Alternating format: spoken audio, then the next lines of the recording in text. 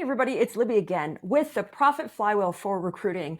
In our series, we're diving deep into recruiting. What do we look for and how does this affect our profit? And it 100% affects our bottom line because if we hire wrong, it's one of the most expensive mistakes to make as a business owner. Today, we're going to share interviews scheduled. But before we jump in, Chris, give yourself a little quick intro if they haven't met you yet and we can get started. Great. I am Chris. I am the CTO or Chief Technical Officer here at WootRecruit, and I am all things systems and just keeping that engine running to make sure that everything runs efficiently and the right processes are in front of the right people. So yes, this is, I'm starting to get into my favorite parts of recruiting. The clicks and the impressions are a little, I don't know for me, but too much data. But we're going to get into your interviews scheduled. This is not interviews showed. We're gonna cover that one next. So make sure you stay tuned for the next one. But this is interviews scheduled. And what does interview scheduled mean? It's the number of candidates who successfully scheduled an interview after passing or being qualified from that initial screening application. Why is this important? Well, it's ensuring that the interviews are scheduled because it helps increase the likelihood of a timely hire, speed to hire, right? We need an X amount scheduled because we all have an X amount show rate or no show rate. And we're going to dive into some key factors that really contribute to this. And I'm going to share my screen. And Chris, if you want to start, I'm already sharing my screen. If you want to start and really, we can dive in and start to look at some numbers and cover what are some key factors that influence scheduled interviews. Yeah. Before that, I want to just circle back to one of the tools that we can drop in and provide, which is the hiring goal calculator. Yes. This is, I would say that this one specifically, interviews scheduled, is the magic formula, the magic sauce to that formula for the hiring goal calculator and everything that we base it off of. Because this is going to be that indicator on, again, output of results.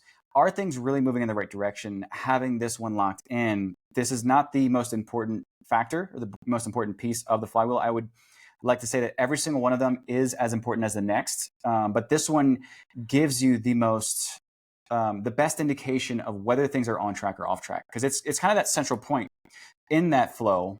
And so you kind of, in my days of audio engineering, there was a saying where troubleshooting, you always wanted to start in the middle. And so that you could, divide and conquer. And so from that perspective, this is probably one of the most crucial steps to understand if things are working right. So we can definitely dive in and talk about what things can really affect that scheduled rate. So we're going to look at some show rates here. Or scheduled interviews. This person, let me go back. This person scheduled interviews has 43% of her applicants passed or scheduling interviews. Yeah. So she has about a 20% drop-off rate. Yeah. The phone rang, maybe they forgot to schedule, maybe they don't want to schedule. We're going to go into those factors, right? This company here, we have 75% of people who passed scheduled an interview.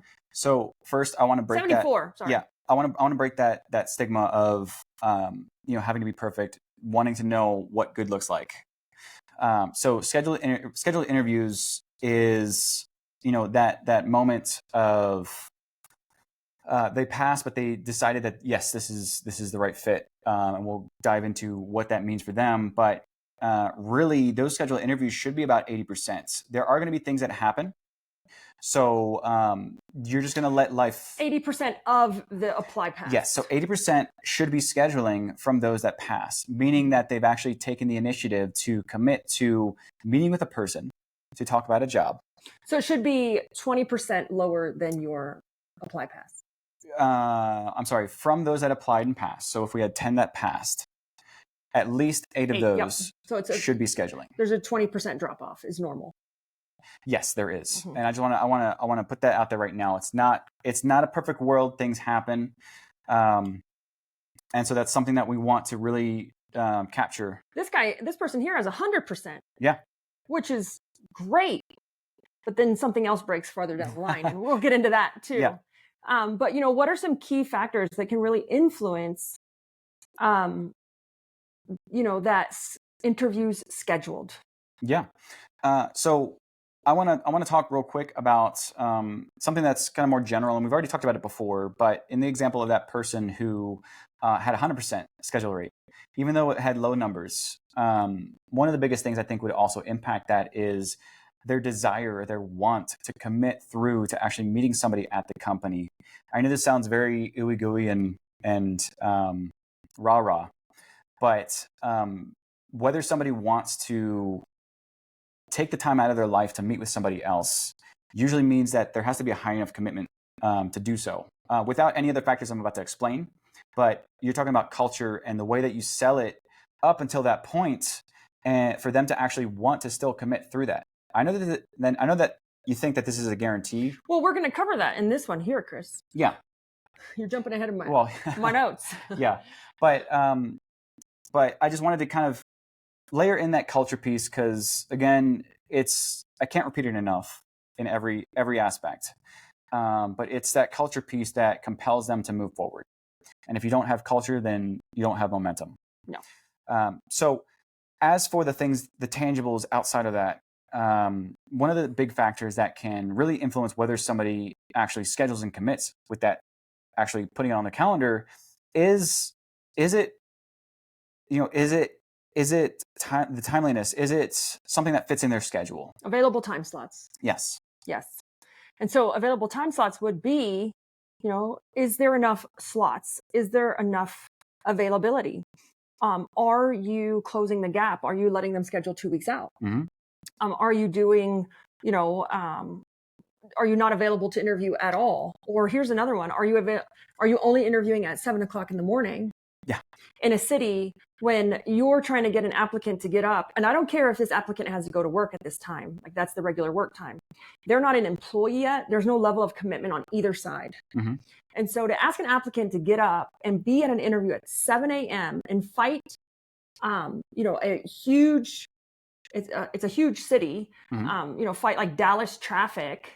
That means you'd probably have to get up at 5:30, leave your house, and sit through an hour of traffic to get to an interview where you don't even know you're going to get hired. Yeah. And then we wonder why we don't get a good interviews scheduled rate. Mm-hmm. So a lot of it has to do with available time slots. There should be enough time slots. Offering, flexible time slots is big, right? Increasing the chances that the candidate is going to find a good time that works. And it will reduce the drop-off rate with that 20% that we see that's normal. Yep. Instead of it being 50, maybe we can get closer to that 20. Because you'll know when it's broken. If it's not 80%, there's room to improve. Yeah, or here's another one that we see happen all the time. You connected it to your Google Calendars. If you're using like Calendly, and all of a sudden there's no times because your calendar blocked it all out, and you don't know, but you're just still paying to boost on Indeed. Mm-hmm. And so you have to make sure you're looking at this. You're looking at it often. Is it relevant? Are the time slots relevant for the applicant that's applying? Right? Are you in a city, metropolitan area, schools, traffic? Like, make the time slots relevant, and then we're going to go down to timing and convenience. Yeah. So with timing, that convenience, I want to give the example of husband and wife, mm-hmm. spouses, regardless of the nature of it. But, if again, the example that you gave, 7 a.m., let's just say that there were tons of availability, but it was 7 a.m. Is that convenient to that person? Even though it's expected, it might just be that they haven't organized their own schedules yet. Maybe they might commit to it later, but again, they have to work out a few things. Maybe one parent is going to take the child for certain time frames, but again, they haven't really settled into that. So just consider that it might not be convenient for the role they play right now in their life. Yeah, but they're willing to make the adjustments if they get the opportunity or the offer.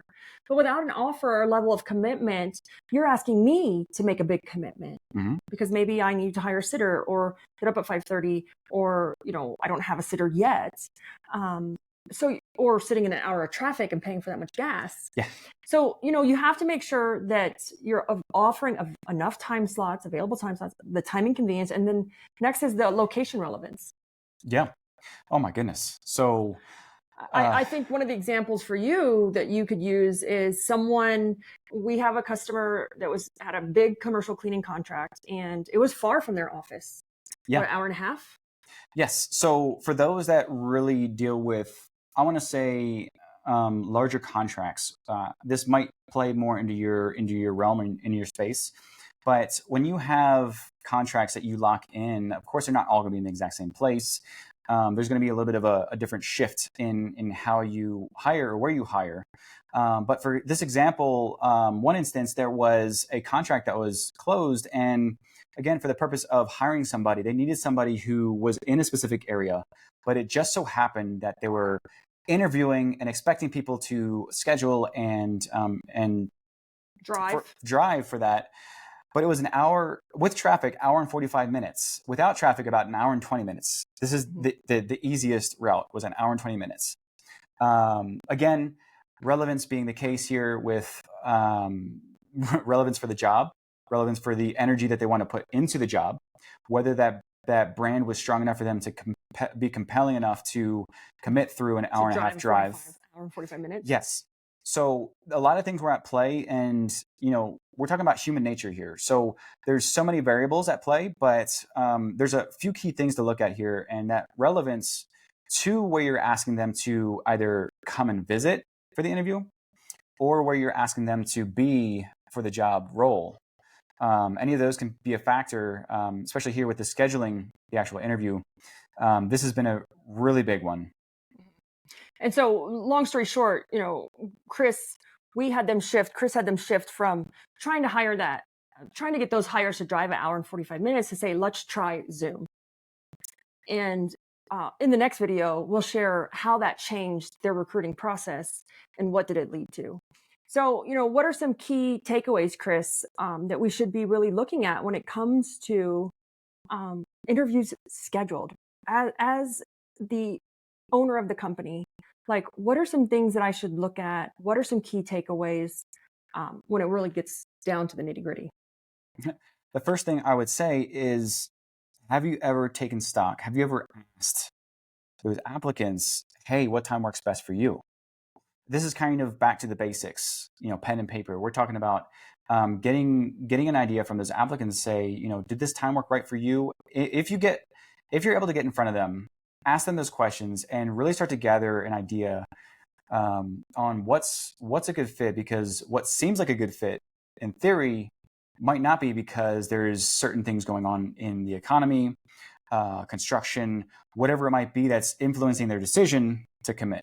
And we also see that different time slots work better in different regions. Also, yes. Time that works for me doesn't necessarily work for someone in Michigan. And different time slots work better during for different industries as well. And different times of year. And different times of year. So there are a lot of key factors, but as long as we're paying attention, I feel like we will notice them and we will see them. So again, just to recap some takeaways, the importance of scheduling, have some flexibility, have enough spots, have enough days available, spots within those days available. You want to make sure, because they're going to drop off. And again, it's costing us time and money, or one or the other. And we want to make sure also that you're really implementing some strategies so that you can make sure you're starting to create that process for your business. Document everything, capture everything. Don't just throw things on a wall to see if they stick. Like Chris said, ask questions. Did this time work for you? The ones who are not scheduling, say what time does work for you, just to get some consensus of what will work in your area for the demographic you're hiring for. Yes. So that being said, any last words, Chris? Everything up until this point, I want to say this is an assumption that's made for anything that you do or implement, because it's all, again, you're not in front of that person. You're not actually connected and speaking with that person. Everything up until this point is an assumption that you're making based on what you think is best, but it's not actually applied science until you have enough data to determine if, again, percentages, and like we're just trying to do right now, do we have enough data to back our assumptions? This is where theory comes in. Yeah, and there are assumptions as owners, and we're not our target market when it comes to hiring some of these positions. So when we make the job ad, we make all these things, and it doesn't gain traction, Take yourself out of the owner seat. Go seek some help from friends, family. Do not seek help from other colleagues because they're business owners too. Like, we can seek some help, but don't necessarily ask them to review your ad. Ask another cleaning technician. Ask one of your employees. Ask your 25-year-old son. Ask other people who are the ICP, the ideal customer profile, but we can call this ideal candidate profile, who are that ICP and speak that language and know the pain points. Because if we're just seeking to our peers, it's not relevant, right? We're all owners and we're not the ideal candidate. Because we're just applying more theory. We're applying more theory. That was great. Thank you, Chris, for that reminder. And again, we've already covered a ton of these topics in our Profit Flywheel for recruiting. We've already covered impressions, clicks, apply starts, actual applies, apply passes, and schedule. And on our next video, we're going to cover showed, the interview show rate, which is the hot topic right now across many industries. Home service, cleaning, commercial cleaning, lawn care is the atrocious show rate. And how do I fix it? So make sure you stay tuned for our next video.